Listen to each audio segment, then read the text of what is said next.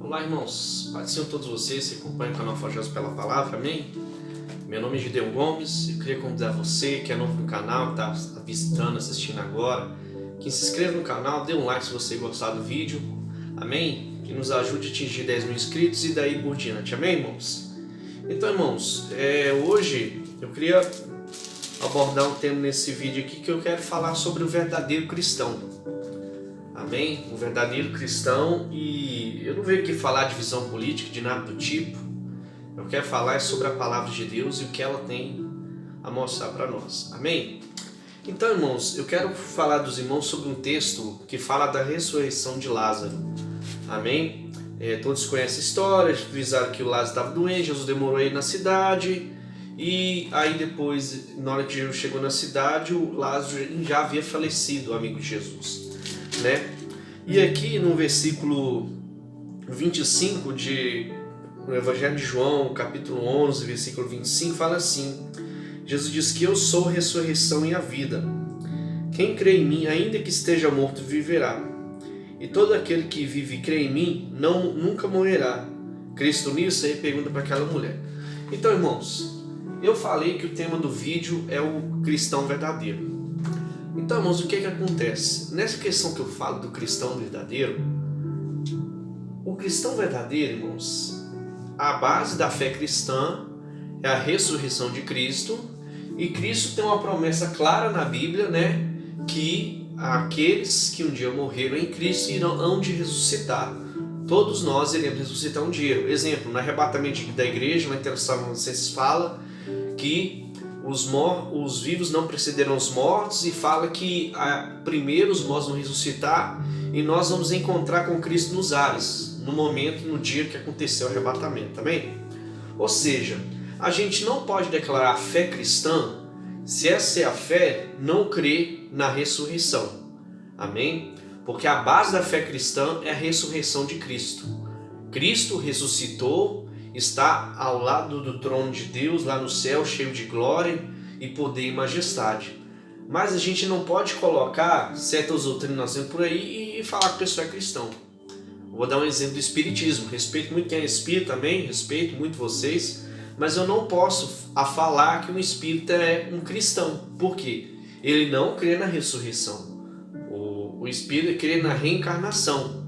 Amém? Mas isso não é momento para eu falar disso aqui. E a Bíblia tem vários textos que Jesus aponta sobre a ressurreição. Amém? A Bíblia afirma que Jesus é o primogênito dos que dormem. Ou seja, quando a Bíblia cita dormem, questão de dormir, fala dos que já morreram, dos que já se foram. Amém? E todo aquele que morre, que um dia confessou sua fé em Cristo Jesus, um dia entregou sua vida a Cristo, ele um dia vai ressuscitar. Se estiver vivo, vai se arrebatar, não vai conhecer a morte, amém? Eu espero o arrebatamento, né, irmãos? Eu espero não conhecer a morte, mas eu não sei qual vai ser a vontade de Deus para a minha vida. Então, irmãos, a gente tem que entender que o cristianismo verdadeiro está embasado na Bíblia. A Bíblia tem que ser a regra de fé e prática do cristão. A Bíblia está acima da Igreja Católica, acima do Espiritismo, acima do Islamismo, assim nós cremos, está acima de qualquer doutrina humana que o homem possa inventar, né? Eu vejo muitas doutrinas, muitas coisas, besteira, que falam demais, amém? E a exemplo, irmãos, também a doutrina da prosperidade, ela não tem base bíblica. Os homens que creem nessa doutrina agem igual o fariseu, amém? Querendo pressionar as pessoas, falando que a pessoa no der o dízimo vai morrer de fome, vai morar debaixo de viaduto, e isso não tem nada a ver, amém? E dízimo não é obrigação, irmãos. Dízimo, ele é gratidão. Eu falo para vocês porque eu sou dizimista na casa do Senhor, e eu entrego o dízimo na casa do Senhor por gratidão. Eu agradeço a Deus porque Deus me colocou na minha casa própria, sem eu ter nada, sem eu não ter condição nenhuma de comprar. Deus me deu uma casa, Deus tem me sustentado, tem abençoado a minha vida. Amém? Então, irmãos, nós temos que prestar atenção que o verdadeiro cristão, ele tem que crer na palavra. A palavra tem que estar acima de tudo na vida dele. Ele tem que crer na ressurreição. Eu creio que os pastores, que a liderança deveriam pregar mais sobre a ressurreição, sobre as bases da fé cristã, porque a maior base que eu creio é a ressurreição, amém? Porque é promessa de ressurreição, há uma promessa, irmãos, de vida eterna, Amém? Aí quando Jesus falou, quem crê em mim nunca morrerá, né? Aquele que crê em mim e tal. Jesus pode estar até dando uma similaridade com a questão do arrebatamento. Amém? Porque se eu tô aqui vivo, creio em Jesus, e Deus vir buscar a igreja, arrebatar a igreja, que eu creio que está muito próximo, nós estamos num tempo assim, um momento que o mundo está vivendo, um caos, né, que está cada dia mais se instalando no mundo. Eu creio que a igreja há de ser arrebatada nesse período, nesse tempo. Amém? Eu vou chutar, irmãos, não dá para falar o dia que Jesus vai voltar. Por quê? Qualquer um chegar para você e falar, Jesus vai voltar nessa data assim, assim, assim, tá errado. Irmão, não existe essa do homem adivinhar, falar, Jesus vai voltar em fevereiro de 2022, na 11 de fevereiro de 2022. Isso é mentira, irmãos. Isso é balé. Não acredita nessas coisas. Não acredita nessas balelas que o povo anda falando por aí. Pegam textos no Apocalipse, não estudam contexto, não estudam nada. E o verdadeiro cristão, irmãos, tem que ter uma séria, tem que ter seriedade, tem que estudar a palavra. Amém? Se você não consegue, tem pessoas que estudam, como eu estudo a palavra, né? Eu busco conhecimento nas escrituras, inclusive para passar para os irmãos, né? Eu sou professor de escola dominical há muito tempo e eu sempre estudei as escrituras desde meus 15 anos de idade. Amém? Eu entrei no seminário, eu tinha 15 anos de idade, o primeiro seminário que participei. Era um seminário mais básico, né? Porque eu não tinha o segundo grau ainda. Aí depois eu fui em outros seminários, aí até que eu entrei numa faculdade reconhecida pelo MEC, né? Aí se ela quiser que eu faça propaganda para ela, ela me paga. Amém, irmãos? Então, o que acontece? A gente tem que estudar. Amém? Eu sei que não é todo mundo tem essa aptidão, essa habilidade, né? Porque as escrituras, irmãos, para você ler as escrituras e interpretar elas, você tem que entender os contextos. Você não pode pegar um versículo isolado e tirar uma doutrina em cima daquele versículo isolado. Amém? Como erros que eu vejo por aí da questão da vaidade. O pessoal fala que vaidade, vaidade. Acha que a mulher vai ser sem vergonha só porque a mulher coloca um batom e usa uma maquiagem. Tudo bem, a Bíblia ela aponta que a mulher, a gente tem que se vestir decentemente, se vestir de maneira correta, né? Não para não escandalizar ninguém, você mostrar muito o corpo, isso eu concordo. Mas a questão das maquiagens, isso é uma questão, algo que a Bíblia fala de Jezabel, não tem nada a ver, irmãos. Por quê? A Bíblia fala de Jezabel, mas na lei não tem, eu ainda não vi, vou pesquisar, amém?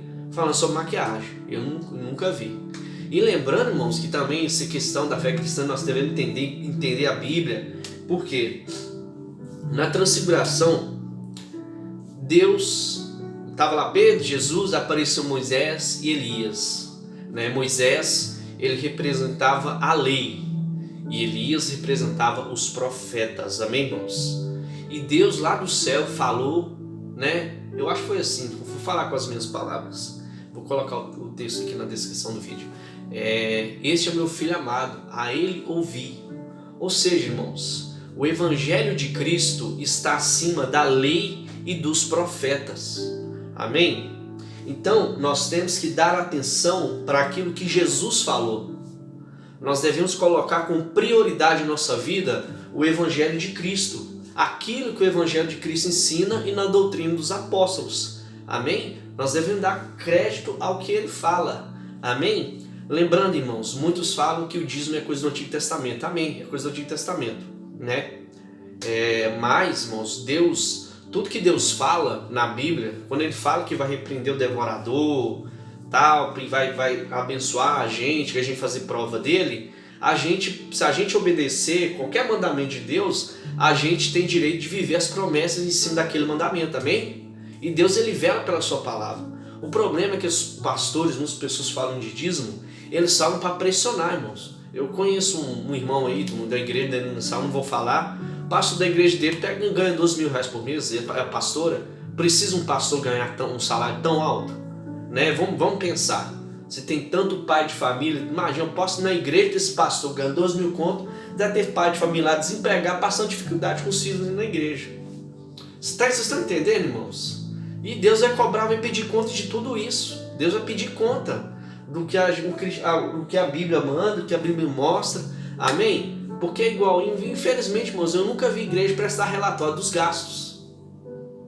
E é uma coisa certa. E eu conheço um irmão até no TikTok, que ele é um irmão bem afiado na palavra de Deus, e que ele fala que tem que ter relatório, apresentar para os irmãos e tal. Aí os pastores das igrejas que ele ia pregar expulsaram ele, ninguém chama mais ele para pregar. Por quê? Então esses pastores estão falando mentira. Então eu creio que eles estão falando mentira.